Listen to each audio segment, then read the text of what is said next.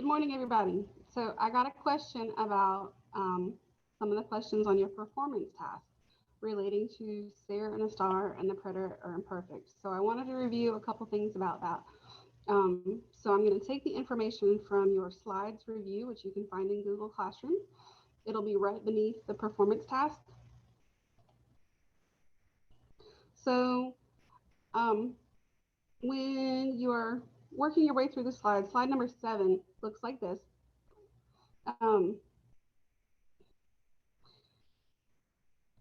You have the forms of preterite for stare and a star and the imperfect forms for stare and a star. To the right-hand side, you have the difference between using the two verbs. And beneath them, you have the difference between using the two tenses. So to go over those a little bit for you, stare tells what is.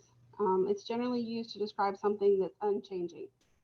So what somebody looks like, where somebody is from, what somebody's personality traits are, what their job is, what their relationship to you is.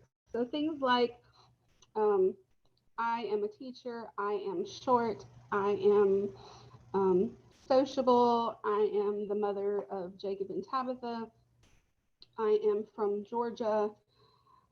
All of those things are going to be forms of stare. Okay? A star is used to tell how things are rather than what things are. So I would use a star to say, I am in my classroom, I am speaking at the moment, I am feeling well, I am happy.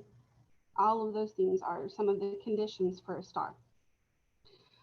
Now, in the past, generally speaking, most of those things are going to be things that we talk about using the imperfect tense, because the imperfect tells how things used to be or how things were repeatedly over a broad time frame rather than a specific one. Preterite, on the other hand, tells what happened that one time. So usually when we say I was, it's not really a specific moment in time. So saying like as a child, I was quiet, I can't put that on a specific moment. However, if I wanted to say yesterday I was in a bad mood, but normally I was a pretty happy person. That's different, right? That's pinning it on a specific moment, a specific circumstance. So it's a very subtle shade of meaning, but when we talk about the very few times that you can use preterite to talk about what was, it's because it was a very specific moment in time. So there's a link over here that says this website has a great explanation, and I'm going to go to that now. So if you click on that link, it'll take you to this page, which kind of gives you some real talk and some good examples. They've got a couple of videos, they go over the forms, and then they use this for an example. So fui is the preterite form of ser. Era is the imperfect form. So I'm going to tackle fui first, the preterite form. So for example, yo fui estúpido. Man, I was so stupid on that assignment. I forgot to blah, blah, blah, right? Because I'm not a stupid person. I just had a moment on that specific thing, okay? Or yesterday was a great day. That was really refreshing. Like maybe my COVID days have not been great, but yesterday was good. Okay, so because I have specificity in both of those instances, I'm talking about a very specific moment, something that maybe is an exception to what was. That's where I can use the preterite for that.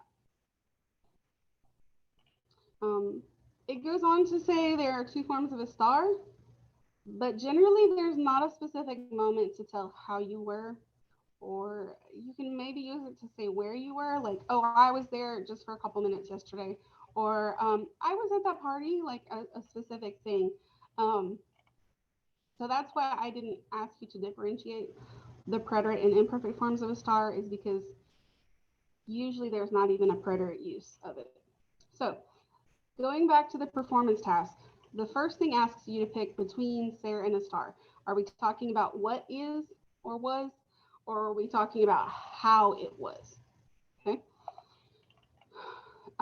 Then you have, I'm asking you to choose between preterite and imperfect of the verbs there. So we said telling what always was, that's going to be the imperfect form, the eran form. Telling what was in that specific moment or at that specific event or for that specific purpose, that's going to be the preterite form. Okay? You should wind up with 2 of each for that section, if that helps you figure out what's what. Okay? I intentionally tried to give you a one-time example and a all-the-time example to compare. Okay? So I hope that helps you with those questions. Best of luck to you. See you next time.